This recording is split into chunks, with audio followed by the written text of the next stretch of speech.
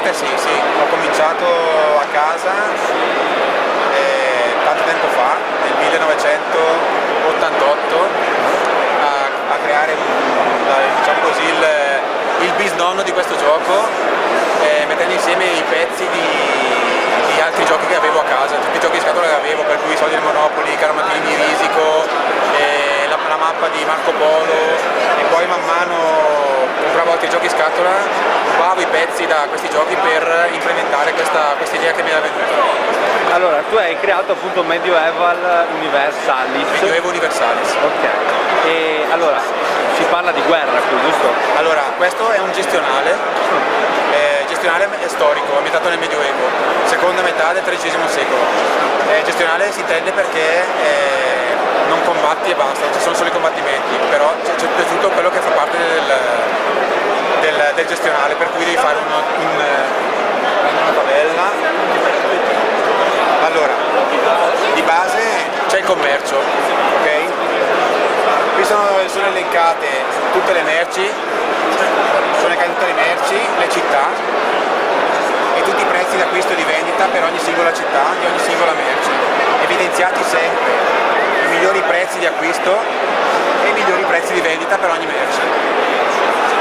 Questo commercio è storicizzato, cioè sono proprio fatte ricerche storiche, per cui sono andato ho messo il prezzo più basso per Barcellona perché c'erano le saline delle Baleari, oppure perché a Costantinopoli perché c'era Salonicco, da qui il nome del posto, che produceva sale, o le saline di Messina, della Sicilia, o quelle di Venezia.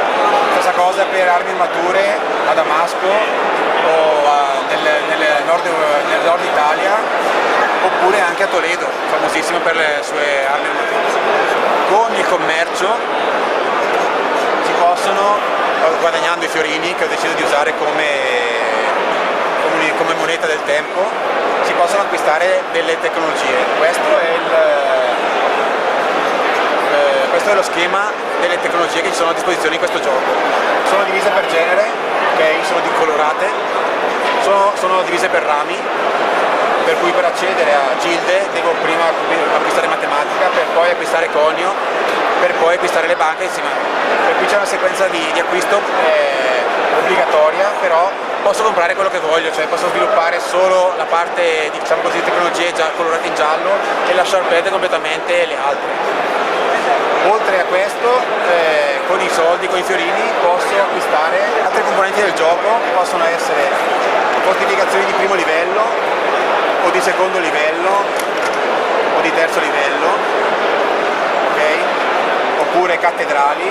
Guarda qui c'è, scusa, guarda un po', fichissimo, è proprio, cioè sono metallo? Metallo. Cioè io le vendo.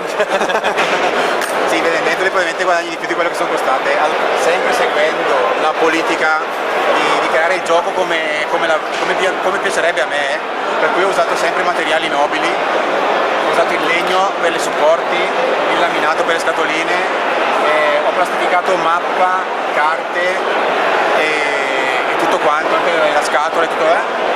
Per la stessa politica ho fatto anche le monete in metallo, per cui sono andato in un negozio, ho fatto vari tentativi col fimo, col rame, con altre cose, ma non ho mai ottenuto risultati che soddisfavano, per cui sono andato in un negozio che produceva medaglie e mi sono fatto fare le medaglie personalizzate solo le monete. E i soldatini? Allora, queste sono le armate dei giocatori, ogni giocatore ha a disposizione la sua scatolina, il suo set di componenti, mezzi di combattimento sia terrestri, navali, e poi anche le sue armate. Allora, le armate ho deciso di scegliere delle miniature della Italeri e della Zetka, che sono sicuramente le migliori per quanto riguarda la qualità della plastica e anche dei dettagli che ci sono. Le ho personalizzate, per cui sono andato a scegliere.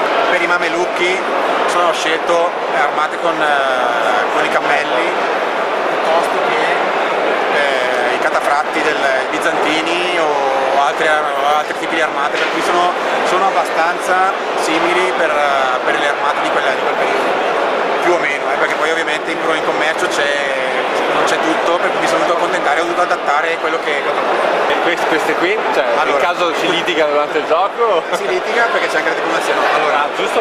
allora, queste sono numerate, sono serigrafate dall'1 al 10, perché il gioco, così come lo vedete adesso, è minimo 3 giocatori, massimo 10 giocatori. Comunque, le spade servono per determinare i turni di gioco. Vengono mischiati in questo modo e ogni fine turno si ripescano per vedere quando giochi, per cui questo fattore è molto divertente nel gioco, il fatto di non giocare sempre per primo, ma una volta per primo, una volta per terzo, una volta per ultimo, ti costringe a gestire la cosa con il tuo avversario, che prima giocavi prima di lui e poi lui giocava prima di te, per cui dici cavolo, stavolta sono veramente nei guai. Ma e per quanto riguarda la durata del gioco, quanto siamo? Allora, il gioco funziona a punti onore, che sono i punti vittoria. Man mano che giochi fai durante la tua partita, puoi guadagnare o perdere questi punti a seconda di quello che fai. Per cui, che ne so, tradisci il tuo alleato, perdi 3 punti vittoria, 3 punti onore. Vinci una crociata, guadagni 5 punti onore. Conquisti un regno nemico, diventi il papa, uccidi un generale nemico, eccetera, eccetera. Ci sono tutte queste cose che ti fanno guadagnare e perdere questi punti. Per cui si può giocare con un tetto di punti onore,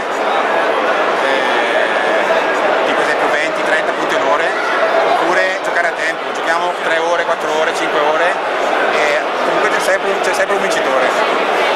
Una bella partita sono più o meno in 5 giocatori, una bella partita sono 3-4 ore. Secondo te qual è il suo cavallo di battaglia? Se tu dovessi dire questo gioco ha questo che gli altri giochi non hanno. Quella marcia più, a parte la componentistica che secondo me allora quello che sono riuscito secondo me a rendere in questo gioco è la semplicità delle regole.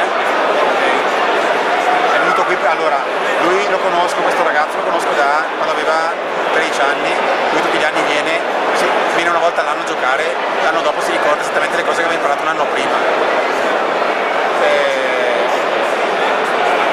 Tutto quello che ho messo qui davanti al giocatore sono le classiche 50 domande che una persona ci mette una marea di tempo a imparare.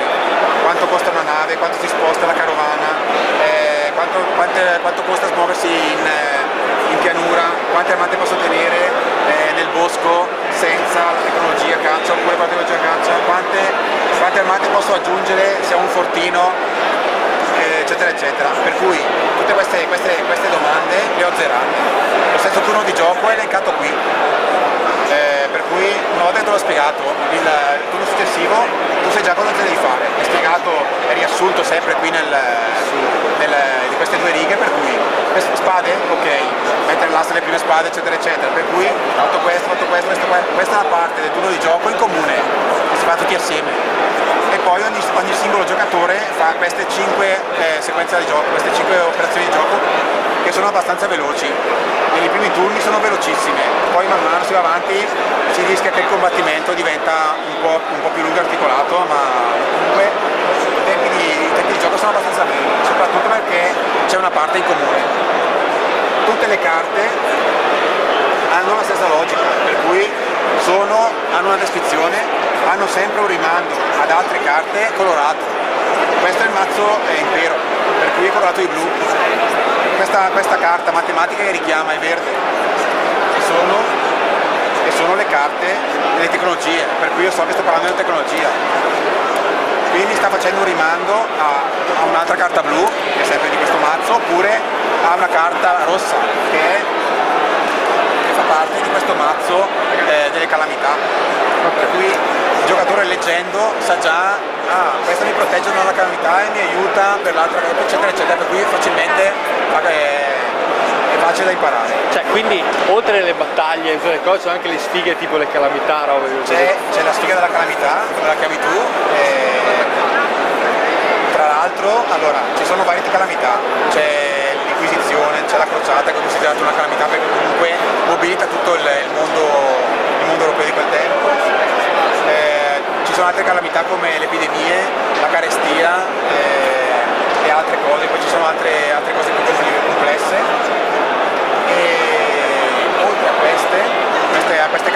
appena detto, che sono molto catastrofiche ma molto rare. Ho inserito gli eventi, mazzo eventi, sono eventi che viene pescata una di queste carte ogni turno di completo di gioco, può colpire una zona di terra o una zona di mare. La mappa è divisa nel Mar Nero, il Mar Mediterraneo, il Mar Baltico, eccetera, eccetera, eccetera, eccetera. Allora, queste carte eventi sono tipo l'imprevista di probabilità di Monopoli, per cui possono essere sia positive che negative. Il Papa che gli propone di fare una missione, la principessa che gli chiede di accompagnarla in una certa città, un mercante che gli propone uno scambio di merci, la tempesta che colpisce una zona di mare per cui affondano tutte le navi e per tutte le merci, salvate un principe nel deserto, eccetera, eccetera. Sono cose che movimentano la partita insieme al fattore dei turni e insieme alle calamità. Per finire ho aggiunto le armate barbare, un altro fattore random del gioco. Queste armate hanno delle loro regole automatiche per espandersi, attaccare i giocatori, farli ribellare i territori, e anche se spariscono dalla mappa possono riapparire, per cui una volta addirittura hanno vinto loro. Loro hanno avuto fortuna coi dadi e ci hanno distrutto e hanno vinto loro, hanno vinto il gioco.